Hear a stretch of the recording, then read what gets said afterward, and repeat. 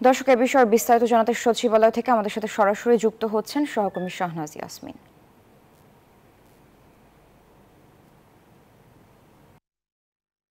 আজকে এখানে আসার জন্য খুবই দুঃখ ভারাক্রান্ত মন নিয়ে আসলে আপনাদের সামনে বসেছি।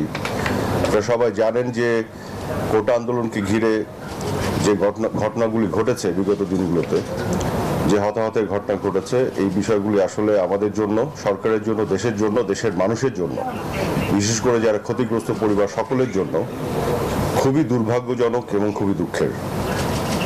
এবং সরকারের পক্ষ থেকে আমি এবং মাননীয় প্রধানমন্ত্রী নিজেও বহুবার আমরা গভীরভাবে দুঃখ প্রকাশ করেছি এবং এই প্রতিটি হতাহতের ঘটনার জন্য নিন্দা জানিয়েছি।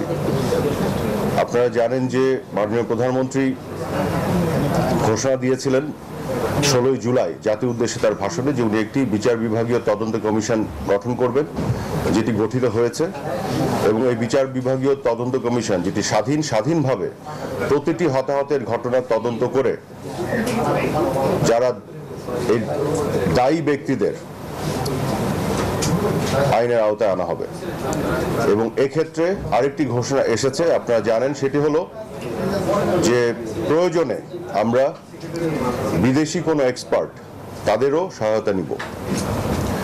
ধরুন ফরেনসিক টেস্ট করা বা পোস্টমর্টমের যে প্রক্রিয়া, সেখানে যদি প্রয়োজন হয়। কারণ হচ্ছে যে আমরা এখানে পুরোপুরি স্বচ্ছ এবং জবাবদিহিতায় থাকতে চাই।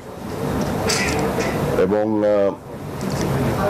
আমি এতটুকু বলি যে আপনারা জানেন যে মাননীয় প্রধানমন্ত্রী ক্ষতিগ্রস্ত যারা হয়েছেন, যাদের পরিবারের সদস্যরা হারিয়েছেন এই হতাহতের ঘটনায়, তাদের অনেককে উনি গণভবনে দেখা করেছেন, তাদের সাথে কথা বলেছেন। এবং সেই সময় আমি উপস্থিত ছিলাম। এবং আবু সাইদ, আপনারা সবাই তাকে চেনেন, তার পরিবারের সদস্যরাও ছিল, তাদের সাথে আমারও আলাদাভাবেও কথা হয়েছে। তার ছোট ভাই সেখানে ছিল। যেটা বলা হয়েছে আমাকে যে আমরা কোনো কিছু চাই না, আমরা বিচার চাই। তো আমি যে কথাটি বলেছিলাম এটা আজকে আপনাদের সাথে শেয়ার করি। তার সাথে আমার কথা হয়েছিল যে আপনারা তো সবার আগে সর্বপ্রথম ক্ষতিগ্রস্ত, আপনার পরিবারের সদস্য হারিয়েছেন, কিন্তু আমরাও কিন্তু একইভাবে ক্ষতিগ্রস্ত। এই প্রতিটি মৃত্যুর জন্য, প্রতিটি হতাহতের ঘটনার জন্য আজকে সরকার এবং বাংলাদেশ ক্ষতিগ্রস্ত, দেশের মানুষ ক্ষতিগ্রস্ত।